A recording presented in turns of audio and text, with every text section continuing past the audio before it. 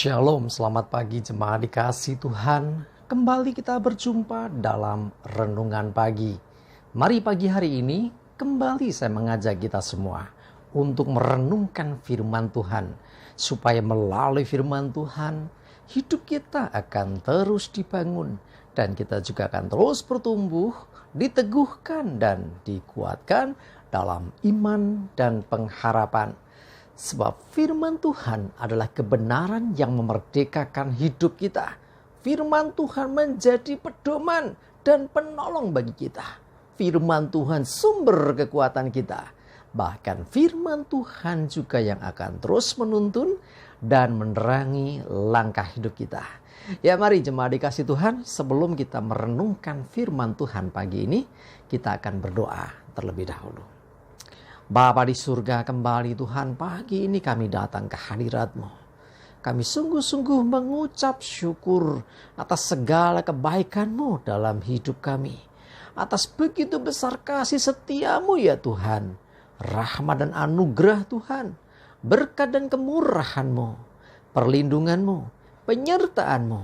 Pertolongan Tuhan. Dan bahkan pemeliharaan Tuhan atas seluruh hidup kami. Terima kasih ya Tuhan. Dan pagi hari ini kembali kami mau merenungkan firman-Mu. Mari Tuhan singkapkan dan nyatakan kebenaran firman-Mu. Dan Roh Kudus urapilah kami ya Tuhan. Sehingga kami bisa menangkap apa yang menjadi pesan Tuhan. Dan juga melakukannya dalam hidup kami. Terima kasih. Dalam nama Tuhan Yesus kami bersyukur dan berdoa. Amin. Mari jemaat dikasih Tuhan, kita akan buka Alkitab kita. Renungan pagi hari ini saya ambilkan dari Mazmur 34 ayat yang ke-18 sampai 20. Saya bacakan. Apabila orang-orang benar itu berseru-seru, maka Tuhan mendengar dan melepaskan mereka dari segala kesesakannya. Tuhan itu dekat kepada orang-orang yang patah hati. Dan ia menyelamatkan orang-orang yang remuk jiwanya.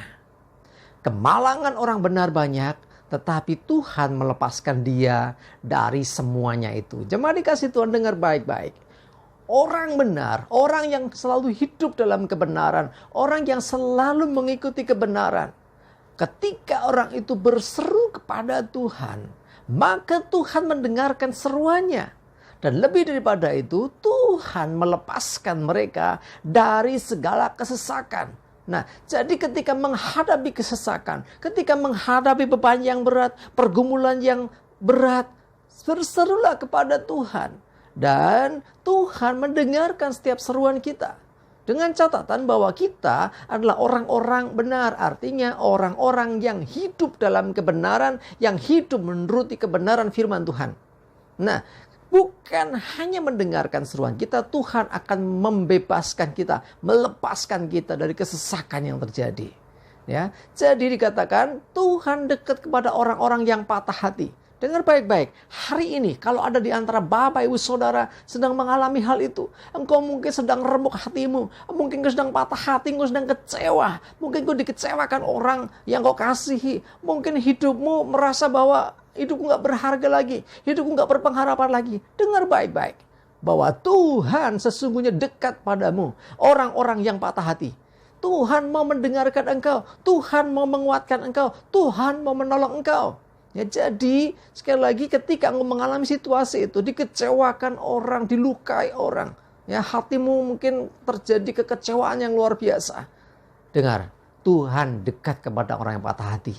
Dan bukan hanya dekat saja, Dia mau menyelamatkan orang yang remuk jiwanya. Engkau yang mengalami situasi itu hari-hari ini, datanglah, berserulah kepada Tuhan. Dia mendengarkan engkau. Sesungguhnya Dia menyertai engkau dan tidak jauh darimu. Tinggal engkau berseru kepadanya, Tuhan mendengarkan dan Tuhan akan menolong engkau. Mari jemaat dikasih Tuhan. Memang sebagai orang percaya, orang yang hidup dalam kebenaran, tidak selalu hidupnya mulus. Tidak selalu kok gak ada masalah. Sebaliknya masalah ada. Bahkan dikatakan kemalangan orang benar banyak, gak sedikit. Ya, jadi boleh dikatakan mungkin kayak badai, enggak hanya satu persatu, mungkin bisa kadang-kadang datang bersamaan, masalah selalu ada. Tapi perhatikan, Tuhan melepaskan dia dari semuanya itu. Kuncinya adalah selalu hidup dalam kebenaran. Itu yang pertama. Kunci yang kedua yang kita lakukan, berserulah selalu kepada Tuhan. Jangan kepada yang lain. Gak perlu minta tolong yang lain. Apalagi sampai kita mengambil jalan pintas. Ya, cari orang hebat, cari orang pintar. No. Engkau cukup datang kepada Tuhan. Ingat, orang yang hidup dalam kebenaran selalu mengandalkan Tuhan. Ya, dan ketika menghadapi masalah, berserunya kepada Tuhan. Dan Tuhan selalu mendengar dan akan menolong orang itu. Ya, jadi intinya di sini, yang pertama, hiduplah dalam kebenaran. Yang berikutnya, selalu berserulah kepada Tuhan, bukan kepada yang lain saat engkau menghadapi kesesakan. Dan dengar baik, catat baik-baik. Tuhan dekat dengan orang-orang yang patah hati, dengan orang-orang yang hatinya sakit, dengan orang-orang yang hatinya remuk, dengan orang-orang yang hidup dalam kekecewaan. Tuhan dekat dengan engkau. Artinya, bukan hanya dekat, Tuhan mau menyelamatkan engkau. Nah, sekarang kuncinya supaya diselamatkan apa? Berserulah kepada Tuhan. Serukan namanya. Panggil nama Tuhan. Jujurlah kepada Tuhan. Buka isi hatimu kepada Tuhan. Dan biarlah kuasa Tuhan akan menyelamatkan hidupmu.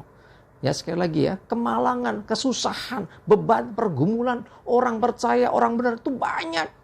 Tetapi ini janji Tuhan yang luar biasa. Bahwa Tuhan melepaskan dia dari semuanya itu. Jadi kalau Tuhan sendiri bertindak, maka sesungguhnya tidak ada perkara yang sukar baginya. Dan tidak ada yang mustahil bagi Tuhan. Ya, kalau Tuhan melepaskan kita, maka hidup kita terlepas. Dari kesesakan, dari masalah. Tuhan melepaskan kita dari semua itu. Maka itu terjadilah dalam hidup kita. Kalau firman-Nya mengatakan Tuhan menyelamatkan orang yang remuk jiwanya.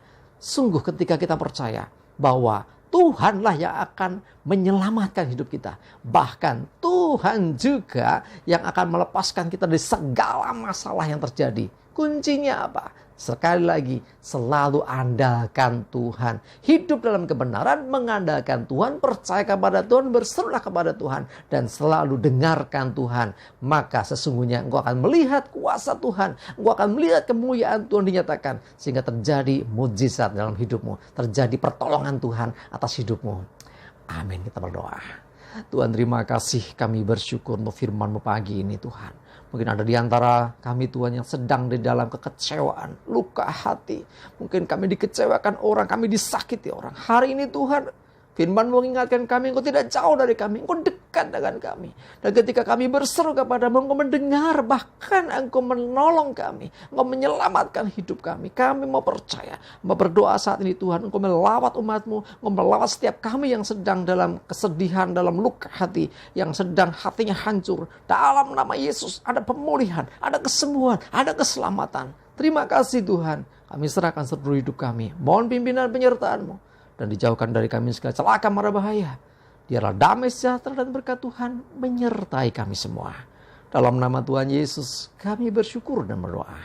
Amin.